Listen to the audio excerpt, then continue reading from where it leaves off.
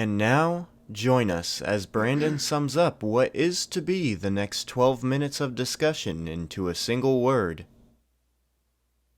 Mario Kart 8, the, you guessed it, 11th installment in the Mario Kart series. I'm positive you don't need an explanation of what this is, but to brief through it real quick, it's a video game.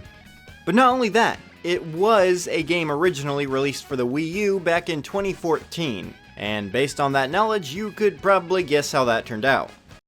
Bad. If nobody owned this thing, then nobody owned this thing. That's how the math works. So, as to not let all that hard work go to waste, Mario Kart 8 was bailed out of jail by the same people who put it there, and ended up seeing a re-release on Nintendo's latest console, the Nintendo Switch, 3 years later. Now, at first, this seemed to be a good decision. Due to the Switch's success, more people who never owned its predecessor would be able to experience this very solid title. And by adding new characters, battle courses, gameplay mechanics, and modes that never existed in the Wii U version, it allowed consumers who already owned and played the original to feel justified in buying essentially the same thing again. Everything worked out. People were playing Mario Kart 8, and it wasn't on this. What a blessing. Though, as great as it was back when it released, again, nowadays it's kinda fallen under irrelevant status. We're in a year of 2022. It's been pretty much 5 whole years since we got this thing for Switch, and 8 years since the Wii U version, with no new Mario Kart title in sight. Meaning, I, and many others, have been playing the same damn courses for 8 years now. It wouldn't be too left field to assume that would start to get boring. Don't get me wrong, I'm not saying the game and its content is bad or unplayable in any way, but anything, no matter how great, can get extremely stale after prolonged exposure, and this has definitely been left out for too long. Now, in this specific set of circumstances, a valid solution to this problem would be to have a Mario Kart 9 already in the works and set to be released sometime this year. Think about how neat it'd be to just at least see the new types of courses and mechanics they'd add. Yeah, I fucking wish. So, DLC for Mario Kart 8 Deluxe. What does that entail? Apparently, 48 new tracks to race on, essentially doubling what we already had. Damn, that actually sounds really cool. Aha, I found the catch. Unfortunately, only the first 8 are playable for now, as they plan to push out a few every couple months, only allowing us consumers to look and not touch until they deem appropriate.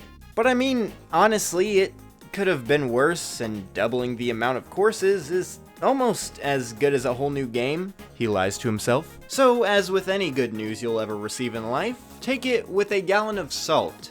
First off, sorry to break it to you, but none of these tracks are new. Every single one is rehashed from a previous Mario Kart title. And then after I say that, you think to yourself, well, that's not too bad. Seeing these old maps that were once made for weaker hardware being remade and optimized for a new generation sounds like a positive adjective to this idea. To which I agree. Then immediately follow up with the horrific truth.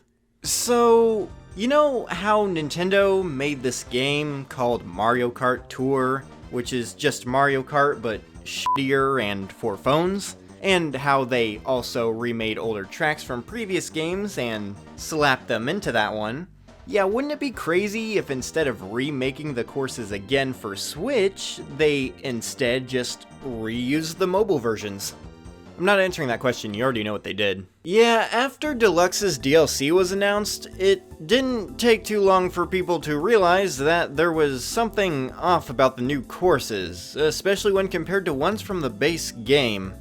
It looks bad. Everything is made up of one solid color, which gives this almost rubber-like feel to it all, while overall making them seem out of place in an entry where everything else usually looks stunning. See, the joys of having assets created for a mobile game is that since most phones can't really handle high-definition graphics, almost all the detail has to be cut away. Well, that and also because Mario Kart Tour's artistic style is also just pretty bland in general. I'm not really the type who just absolutely can't enjoy this DLC because of this one major flaw. It'll still be fun to play these new courses with friends, again still working on that, especially since the older ones have run more than just their course by this point. Though that being the case, I'd still be lying if I said some of the changes didn't annoy me. On the plus side, I found out that staring at those single saturated colors is honestly a great way to punish my eyes and myself for buying this DLC. And now that I've explained the issue here, this should be the moment where I would give my ideas on how I would fix it. But there's literally no point, because it's already obvious, and something Nintendo has done plenty of times in the past. Just make them look not shit.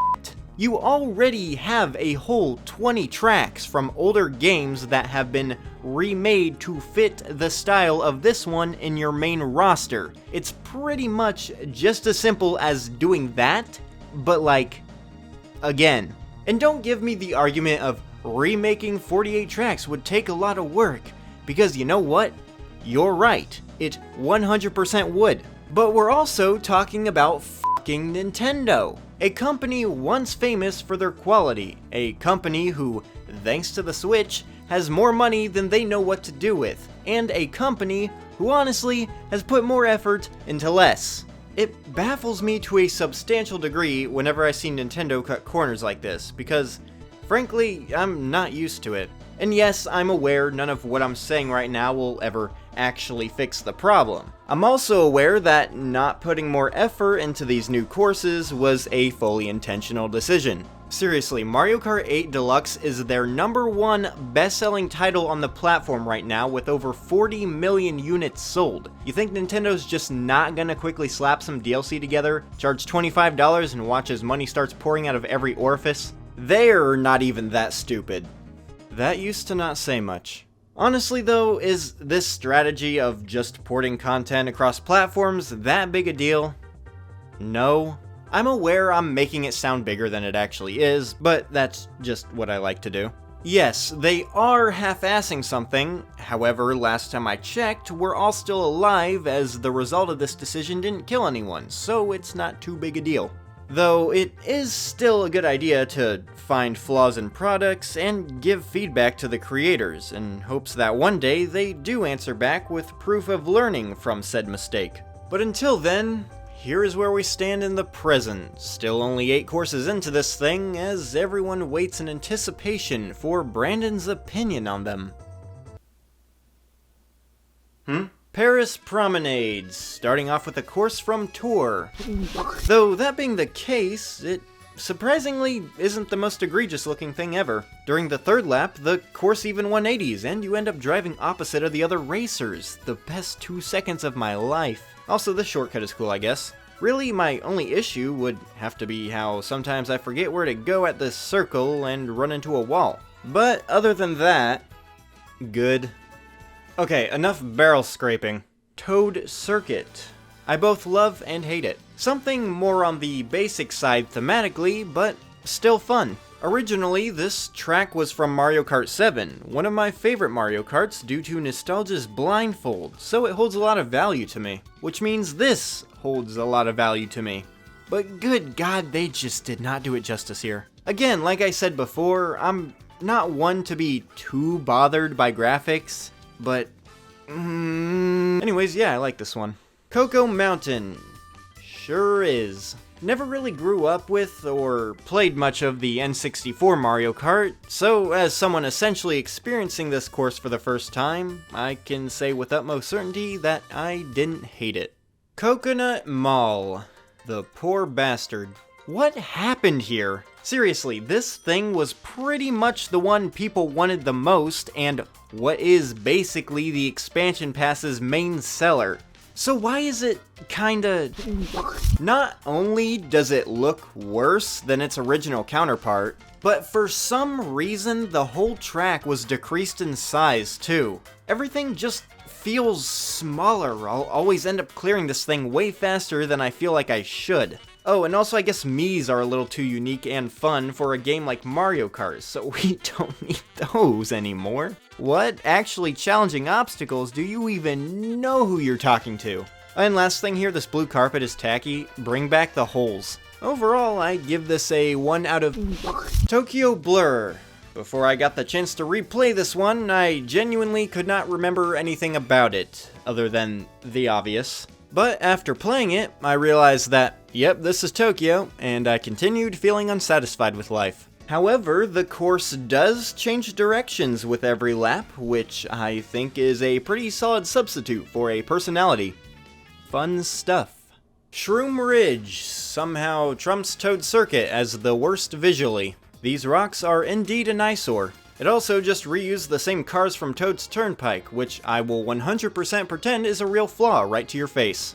This one's okay. Sky Garden.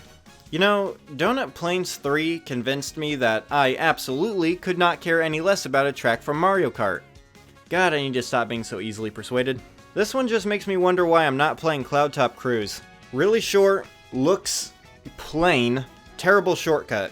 Wow, it's amazing. This sucks. Ninja Hideaway. I really like what it was going for here in terms of design, with plenty of alternate paths and a theme. But my god, some of these turns are way too sharp and narrow. Drifting can seriously be a nightmare here if you have low traction. Just prepare to run into lots of walls. Also, Shy Guys were an interesting choice here when you have existing enemies literally called ninjas. But what do I know? I'm not the one getting paid to purposely miss opportunities. However, now I have successfully given my short, half-baked opinion on every track released so far.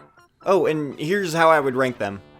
Right, cool. Hopefully that pisses at least one person off. So, to wrap things up, yeah, this whole situation is kind of a mixed bag for me. Of course, on one hand, I could just be happy we at least got something new for this series. But on the other hand, I could keep shoving hatred into my heart until it's all I can feel. And look which option gave us something to talk about. There's so many things I enjoy, yet so many things I despise about this expansion pass to where I have no idea if I can even say I like it yet. Of course, if I don't see any of these added at some point, then it won't be that hard to decide, but I digress. Honestly, I think I'm just gonna wait to see the rest of the 40 courses before I make a concrete decision on whether or not I, for sure, without a doubt, find this thing likable. But hey, that's just me. If you absolutely love these new courses and aren't bothered by any of their flaws, you have my word that I just do not care. And now, join us as Brandon sums up what was the last 12 minutes of discussion into a single word.